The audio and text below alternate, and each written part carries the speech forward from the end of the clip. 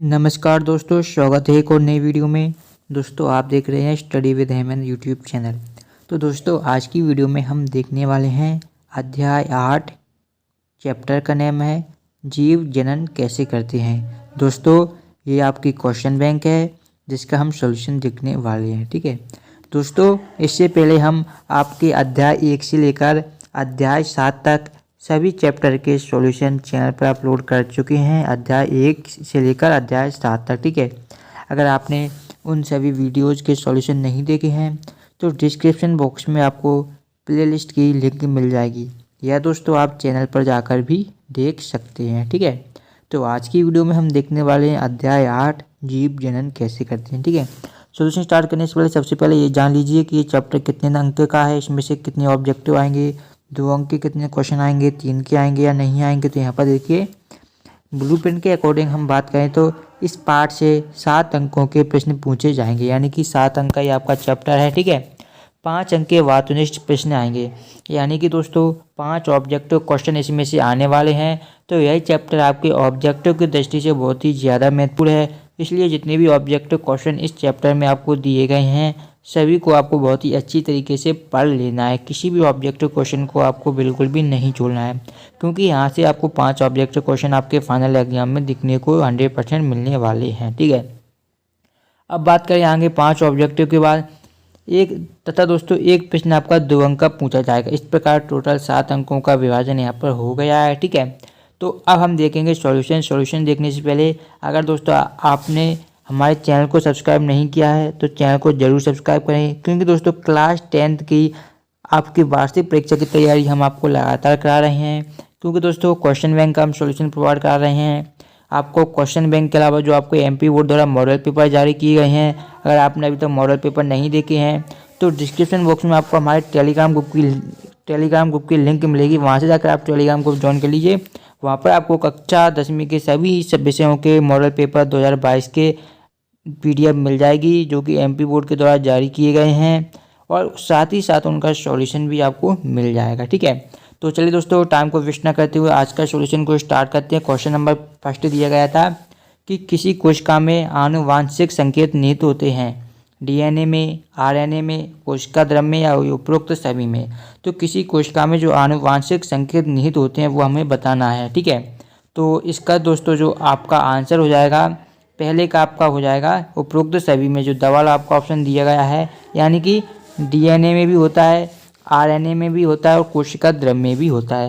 लेकिन दोस्तों आपको ये भी पता होना चाहिए जो DNA होता है, DNA एंड आपका जो RNA होता है, ठीक है, RNA। ठीक है, तो दोस्तों इन दोनों का आपको फुल फॉर्म भी पता होना चाहिए, क्योंकि यह एग्जाम में कई बार पूछा जा चुका है। आपके जो एक वाक्य में पूछा जाता है कि DNA का फुल फॉर्म क्या होता है, RNA का फुल फॉर्म क्या होता है, तो दोनों आपको पता होने चाहिए। मैं आपको बता देता हूँ, DNA का होता है डीऑक्सी राइबो न्यूक्लिक एसिड। ठीक है, इसी प्रकार RNA की बात करें तो राइबोज न्यूक्लिक एसिड। ठीक है, ये आपके दोनों को फुल फॉर्म होते हैं। आगे बढ़ते हैं दोस्तों, सेकेंड क्वेश्चन की तरफ आगे बढ़ते हैं।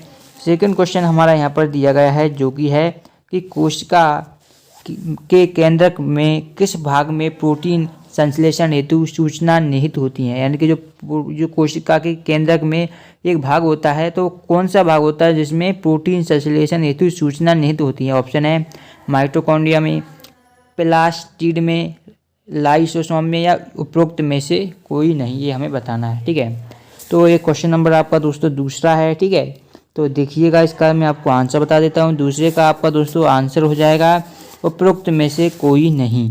ठीक है, जो कि आपका दवाल ऑप्शन दिया गया है ये आपका बिल्कुल सही उत्तर है, तो इसे आप नोट कर लीजिएगा।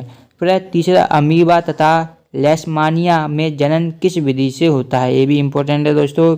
तो अमीबा तथा लेशमानिया में जो जनन होता है, जो जनन की जो विधि होती है दोस्तों, वो होती है द्विखंडन द्वारा। कौन सी होती है दोस्तों? द्विखंडन विधि द्वारा दोनों में जनन होता है। तो ये आपका उत्तर हो जाएगा, तो इसे आप नोट कर लीजिएगा। ठीक है, सभी आंसर नोट करते चलिएगा, क्योंकि क्वेश्चन बैंक में बहुत सारे आपके फाइनल एग्जाम में क्वेश्चन पूछे जाने हैं। क्योंकि दोस्तों क्वेश्चन बैंक केवल आपके पिछले 2 वर्षों से MP बोर्ड द्वारा जारी किए जा रहे हैं, तो आपको इनका पूरा भरपूर फायदा उठाना है। ठीक है, इसलिए हम आपको सॉल्यूशन भी प्रोवाइड करा रहे हैं। फिर देखिए, प्लाज्मोडियम में जनन होता है। ऑप्शन है द्विखंडन द्वारा, बहुखंडन द्वारा, स्पोर द्वारा या मुकुलन द्वारा। ये 4 ऑप्शन दिए गए हैं। तो इसका आंसर हो जाएगा आपका चौथे का बहुखंडन द्वारा। जो प्लाज्मोडियम होता है उसमें बहुखंडन द्वारा जनन होता है। पांचवा हाइड्रा एवं ईस्ट में प्रजनन किस विधि द्वारा होता है। इसके भी आपको 4 ऑप्शन देखने को मिलेंगे। ऑप्शन आ है द्विखंडन, बा है बहुखंडन, सा है मुकुलन और दा है स्पोर द्वारा। तो पांचवें का दोस्तों आपका आंसर हो जाएगा सा वाला, जो कि दिया गया है आपका मुकुलन द्वारा होता है। ठीक है, हाइड्रा एवं जो ईस्ट होती है उसमें प्रजनन मुकुलन द्वारा होता है। नेक्स्ट हमारा छठा की पुनरुद्भवन की प्रक्रिया किन जीवों में पाई जाती है। ऑप्शन है हाइड्रा एवं प्लेनेरिया, स्पाइरोगाइरा, हाइड्रा एवं प्लाज्मोडियम या प्लेनेरिया एवं प्लाज्मोडियम। तो छठे का दोस्तों आपका आंसर हो जाएगा आ नंबर का, जो कि दिया गया है हाइड्रा एवं प्लेनेरिया। सातवां बीजाणु द्वारा प्रजनन किया जाता है। राइजोपस द्वारा, हाइड्रा द्वारा, प्लेनेरिया द्वारा या पुरुष सभी। दोस्तों जितने भी एक क्वेश्चन बैंक में क्वेश्चन दिए गए हैं सभी बहुत ही महत्वपूर्ण हैं। सभी इंपॉर्टेंट क्वेश्चनों को ही क्वेश्चन बैंक में स्थान दिया गया है, तो सभी को अच्छी तरीके से आपको पढ़ना है।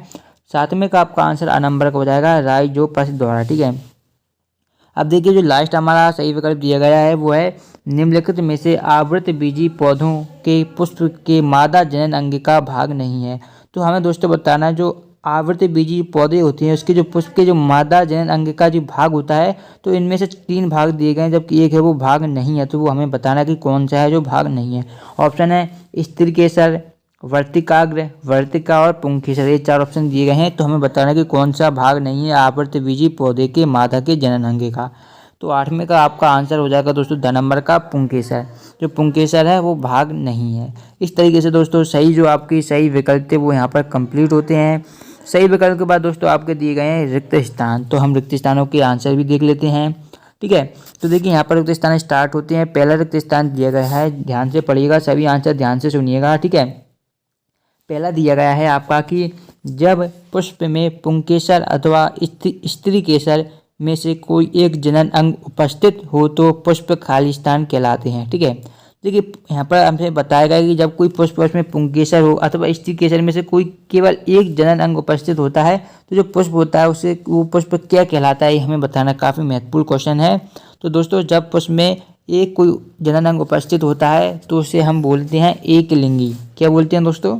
एक लिंगी बोलते हैं। यहाँ पर मैं लिख देता हूँ, नोट करते चलिएगा, इसलिए मैं लिखता हूँ जिससे आप नोट कर लें, वरना मैं आपको बोलकर भी बता सकता हूँ। ठीक है, एक लिंगी, ये आपका बिल्कुल सही उत्तर है।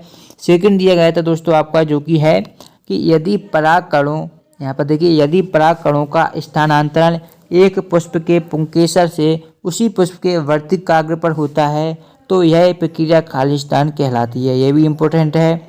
तो यह जो प्रक्रिया होती है दोस्तों वह कहलाती है स्वपरागण। क्या कहलाती है दोस्तों? स्वपरागण कहलाती है। तो इसे भी आप नोट कर लीजिएगा, स्वपरागण। ठीक है, थर्ड दिया गया है दोस्तों हमारा यदि एक पुष्प के पराग कण दूसरे पुष्प पर स्थानांतरित होते हैं तो यही प्रक्रिया कहलाती है। ये भी इंपॉर्टेंट है कि जब एक पुष्प के जो पराग कण होते हैं दूसरे पुष्प के स्थानांतरित होते हैं तो यह प्रक्रिया क्या कहलाती है, हमें बताना है। ठीक है, क्वेश्चन नंबर 3 है। तो तीसरे का आपका आंसर हो जाएगा दोस्तों पर परागण। क्या हो जाएगा दोस्तों? पर परागण।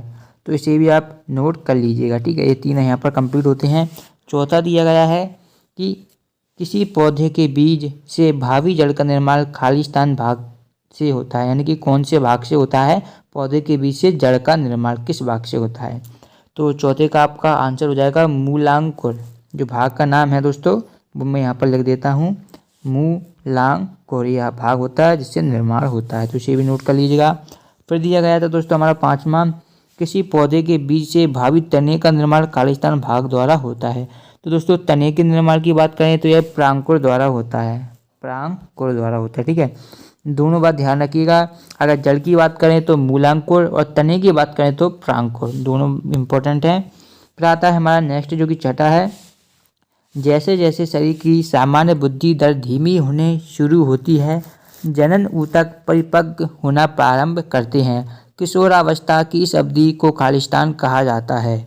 तो छठा क्वेश्चन है, तो ये छठे का आपका आंसर हो जाएगा यौवनारंभ। ठीक है, मैं यहाँ पर लिख देता हूँ, आप नोट कर लीजिएगा, यौवन। ठीक है, यौवनारंभ। ठीक है, ये आपको लिख लेना है। ठीक है, आगे देखते हैं नेक्स्ट दिया गया है 7वां कि मनुष्य के शरीर में शुक्राणु का निर्माण खालिस्तान में होता है। ये भी इंपॉर्टेंट है हमें बताना है कि जो मनुष्य के शरीर में जो शुक्राणु का निर्माण होता है वो कहाँ पर होता है। 7वें का दोस्तों आपका आंसर हो जाएगा वृषण में। कहाँ पर होता है दोस्तों? वृषण में होता है, तो इसे नोट कर लीजिएगा। फिर नेक्स्ट दिया गया 8वां मनुष्य के शरीर में अंडाणु का निर्माण खालिस्तान में होता है। तो मनुष्य के शरीर में अंडा जो क्या है दोस्तों, अंडाणु का निर्माण होता है दोस्तों, वो अंडाशय में होता है। कहाँ पर होता है? अंडाशय में होता है, तो इसे भी आप नोट कर लीजिएगा। नेक्स्ट देखिए, नेक्स्ट है 9वां कि मनुष्य में शुक्राणु उत्पादन एवं यौवन अवस्था के लक्षणों का नियंत्रण खालिस्तान हार्मोन करता है। तो जो शुक्राणु उत्पादन एवं जो यौवन अवस्था के जो लक्षण होते हैं उसका नियंत्रण कौन सा हार्मोन करता है, ये हमें बताना है। तो दोस्तों ये जो हार्मोन होता है वो हमारा होता है टेस्टोस्टेरोन हार्मोन। मैं यहाँ पर लिख देता हूँ, आप नोट कर लीजिएगा, ठीक है। यहाँ पर अच्छी तरीके से नोट कर लीजिएगा, गलती बिल्कुल भी नहीं होनी चाहिए, इसलिए मैं आपको लिख के बताता हूँ। टेस्टोस्टेरोन हार्मोन, ये आपको लिख लेना है, ठीक है। टेस्टोस्टेरोन हार्मोन, ये आपका बिल्कुल सही उत्तर है। फिर 10वां भ्रूण को माँ के रुधिर में पोषण खालिस्तान नामक संरचना से प्राप्त होता है। तो वो किस संरचना से प्राप्त होता है? संरचना होती है आपकी प्लेसेंटा, तो इसे भी आप नोट कर लीजिएगा, प्लेसेंटा, ठीक है। ये आपका आंसर हो गए जो रिक्त स्थान दिए गए थे। क्योंकि दोस्तों इसमें से आपके यहाँ पर एक वाक्य और दिए गए हैं। देखिए, निम्नलिखित प्रश्नों को उत्तर एक साथ वाक्य में लिखने हैं। पहला है मानव के बचन का एक कार्य लिखना है, गर्भ निरोधन की एक विधि का नाम लिखना है, एक विषाणु जनित यौन रोग का नाम लिखना है, और ब्रायोफिल्म के कार्य प्रवर्धन किस विधि से होता है हमें बताना है, ठीक है। तो दोस्तों जो आपके एक के जो वाक्य में दिए गए हैं और अति लघु जितने प्रश्न दिए गए हैं, तो दोस्तों इन सभी का सॉल्यूशन आपको हमारे टेलीग्राम ग्रुप पर मिल जाएगा। तो डिस्क्रिप्शन बॉक्स में टेलीग्राम ग्रुप की लिंक है, वहाँ से जाकर आप टेलीग्राम ग्रुप ज्वाइन कर लीजिए। क्योंकि दोस्तों दी गई प्रश्न जो भी क्वेश्चन आपके ऑब्जेक्टिव के अलावा होते हैं उन सभी के सॉल्यूशन हम हमारे टेलीग्राम ग्रुप पर प्रोवाइड कराते हैं। तो जाइए, डिस्क्रिप्शन में लिंक दी गई है, तो वहाँ से जाकर टेलीग्राम ग्रुप ज्वाइन कर लीजिए, वहाँ पर आपको इन सभी क्वेश्चनों के सॉल्यूशन मिल जाएंगे, ठीक है। और दोस्तों एक और महत्वपूर्ण बात, अगर आपने अभी तक अध्याय देखिए, हमने आपको अध्याय 1 से लेकर अध्याय 8 तक का कंप्लीट सॉल्यूशन बता दिया है, आपके जितने भी ऑब्जेक्टिव थे और जितने भी क्वेश्चन थे, ठीक है। नेक्स्ट वीडियो में हम अध्याय आपका 9 का सॉल्यूशन बताएंगे। इसलिए दोस्तों अगर आपने अभी तक चैनल को सब्सक्राइब नहीं किया है तो चैनल को जरूर सब्सक्राइब कर लें, क्योंकि दोस्तों फाइनल एग्जाम की तैयारी आपको इस चैनल के माध्यम से लगातार कराई जा रही है। अगर आप देखिए इन क्वेश्चन बैंक को तैयार कर लेते हैं और दोस्तों आपको जो मॉडल पेपर तैयार किया गया है तो इन दोनों को तैयार कर लेते हैं, तो दोस्तों आप फाइनल एग्जाम में जो कि आपका 80 नंबर का पेपर आने वाला है साइंस का, उसमें से लगभग दोस्तों 60 से 70 नंबर आसानी से ला सकते हैं, ठीक है। और हो सकता है इससे ज़्यादा भी आपके अंक आ रहे हैं, बस इन दोनों चीज़ों को आपको तैयार कर लेना है, ठीक है। मॉडल पेपर से आपको ये पता चल जाएगा दोस्तों कि इस साल का जो पेपर है किस तरीके से आने वाला है। तो मॉडल पेपर जरूर देखिएगा, क्योंकि दोस्तों मॉडल पेपर MP बोर्ड के द्वारा ही जारी किए गए हैं, तो इससे आपको एक क्या है अनुमान लग जाएगा कि पेपर इस साल का कैसा आएगा, ठीक है। और मॉडल पेपर के सॉल्यूशन हमारे चैनल पर मिल जाएंगे, आप जाकर देख सकते हैं। हम मिलते हैं नेक्स्ट वीडियो में नेक्स्ट सब्जेक्ट के सॉल्यूशन के साथ। तब तक दोस्तों वीडियो को लास्ट तक देखने के लिए